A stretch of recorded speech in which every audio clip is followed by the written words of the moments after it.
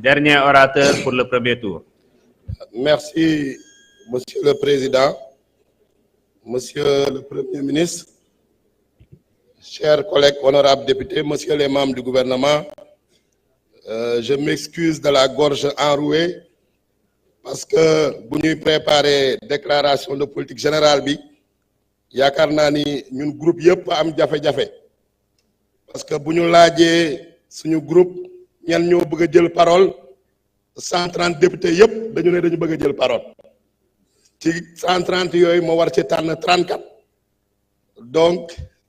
coono booboo ma jàpp léegi nii te xam naa ni jàpp na doon inscrit yi jàpp na waa Takku Wallu parce que gis naa léegi kenn di ñaxtu 2 minutes am di wax rek wute nag déclaration politique générale bu fi jàlloon at yi passé ak suñu benn collègue nga xam ne gëj naa ko gis depuis ñu installé assemblée nationale bi moom moo fi ñëwoon boobu dañ doon wër nit ñi pour ne leen kaay leen wax donc wute na complètement monsieur le premier ministre maa ngi lay féliciter pour cette déclaration de politique générale vraiment yaakaar naa ni c'est une brillante déclaration parce que lu ñu bëggoon wax yëpp ak question ñu bëggoon laaj yëpp pratiquement tontu nga ci parce que vous avez été exhaustif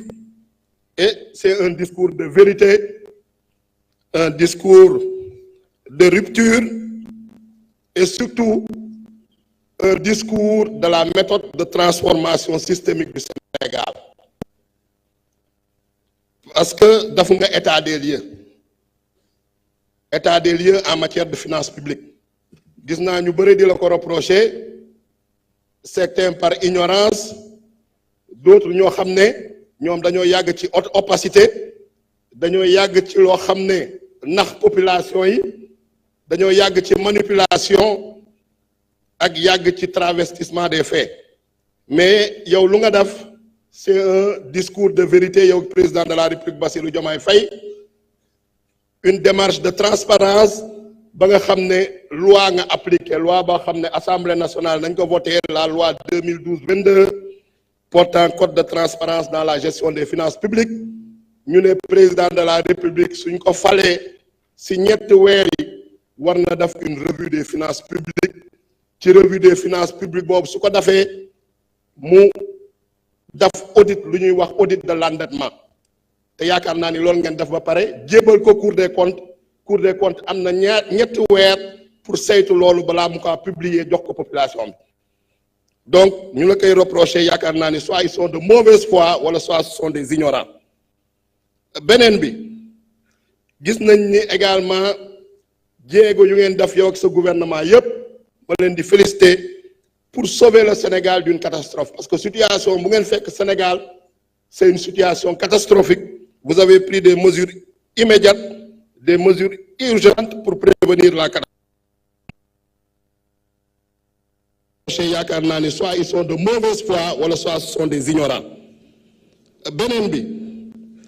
gis nañ ni également jéego yu ngeen def yow ak sa gouvernement yépp ma leen di féliciter pour sauver le Sénégal d'une catastrophe parce que situation bu ngeen fekk Sénégal c'est une situation catastrophique. Vous avez pris des mesures immédiates, des mesures urgentes pour prévenir la catastrophe. Et en plus de ça, yemu leen ci constat, yemu leen ci état des lieux,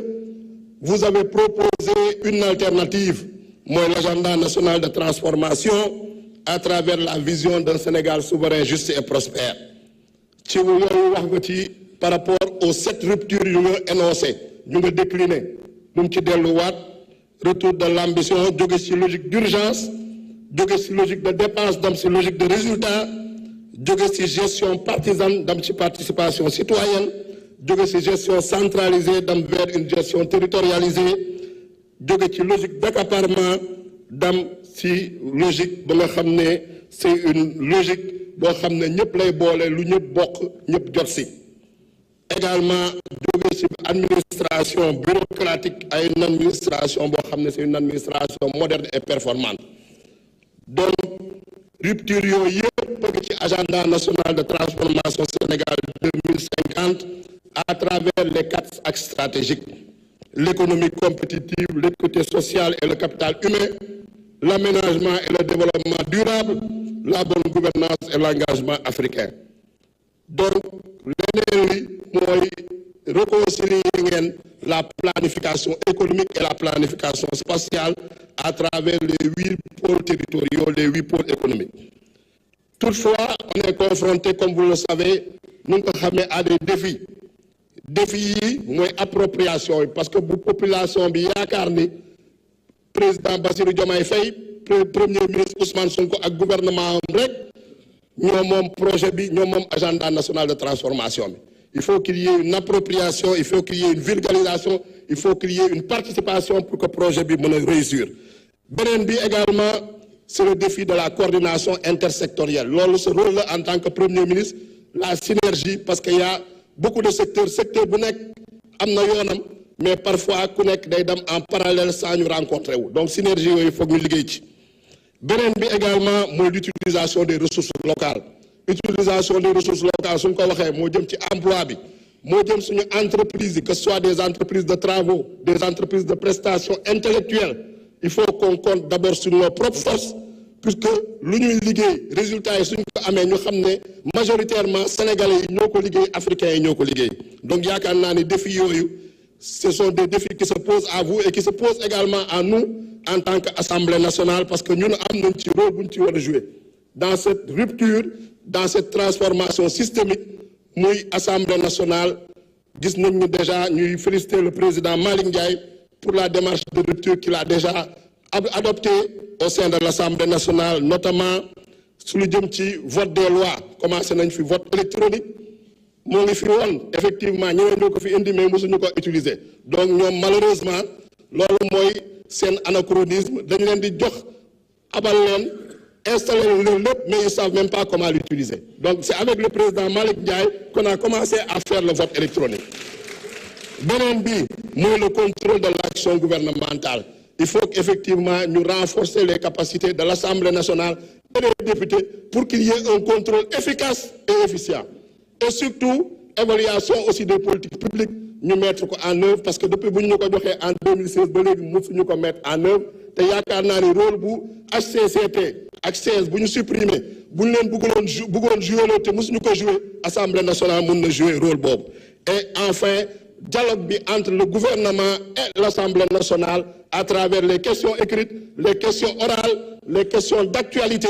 un dialogue régulier, un dialogue sincère pour que Sénégalais yi mën a xam ni vraiment développement siñ dañu bokk du état bi rek du président de la République rek du premier ministre rek du député yëpp Sénégalais yëpp a ko bokk pour un Sénégal souverain juste et prospère. Monsieur le premier ministre ñoo ngi lay remercier di lay gërëm di la sant te am na ñu fi waxoon sànq ñoom lu ñu tàmbali rek mu échec si weer yee ci ginnaaw ñoom ñoo bëggoon fixer élection yi ñu indi ko décembre 2024 suñu sañoon élection yi du am tey am na koo xam ne ku fi jóge léegi moo fi indi woon loi d'amnistie moo doon avocat bi defaan fi loi d'amnistie te nee nga diñ ko dindi moo tax seen gémmiñ toj na moo tax lu ñu wax jàmm jërëjëf. Jërëjëf honorable député Mohamed Aïb Salim Daffé. Mes chers collègues, la liste des orateurs est épuisée en ce qui concerne le premier tour. Nous allons suspendre la séance pour 15 minutes sharp.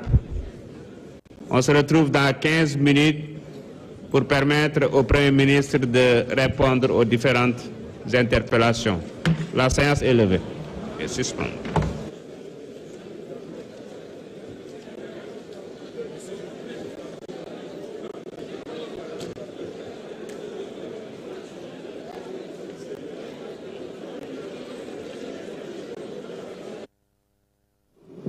Voilà donc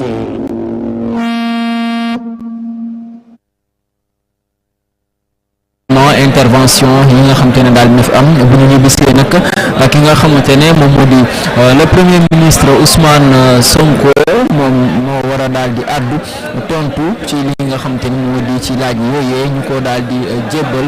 moom li nga xamante ne moo di le premier ministre mi def li nga xamante ne moo di sa déclaration déclaration de politique générale kon mu ngi noonu mbokk yi mu nekk li nga xam ne de premier tour discussion yi moom Ousmane Sonko bu ñuy tontu nag dina amaat yeneen i question yoo xam te ne également député yi dinañ ko daal di yëkkatiwaat rek ngir jëmale ko ci moom également ci yeneen i secteur yoo xam te ne ñoom ñu lee am nañ ci ay laaj yoo xam te ne xëy na bëgg nañ ko daal di jébbal.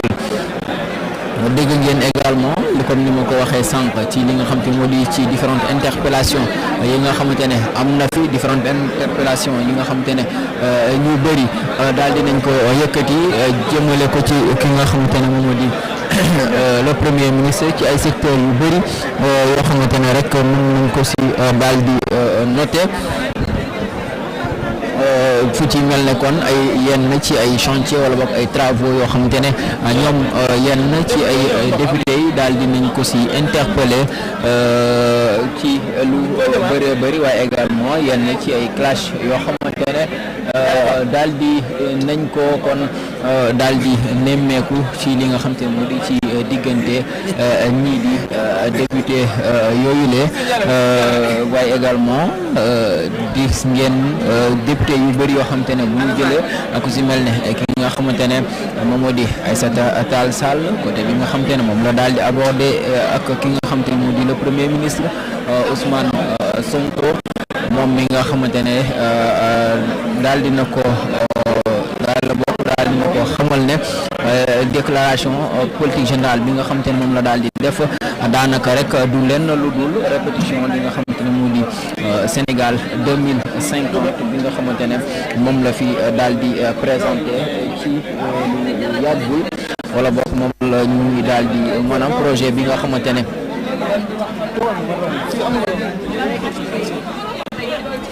moom moo di projet bi nga xamante ne kon moom la daal di présenté ci wala boog moom lay daal di défendre depuis lors ba tey moom li nga xamante ne moom moo di Ousmane Sonko kon moom Aïssata Tall Sall jàpp na ne déclaration politique générale bile loolu kese la maanaam genre répétition li nga xamante ne moom la daan déggaloo boobu ba tey kon également keneen wala boog keneen koo xamante ne également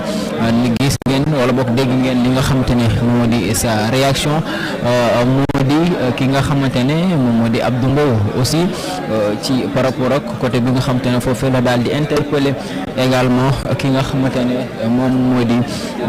kii di le premier ministre moom lee par rapport ak jamono ji nga xamante ne moom la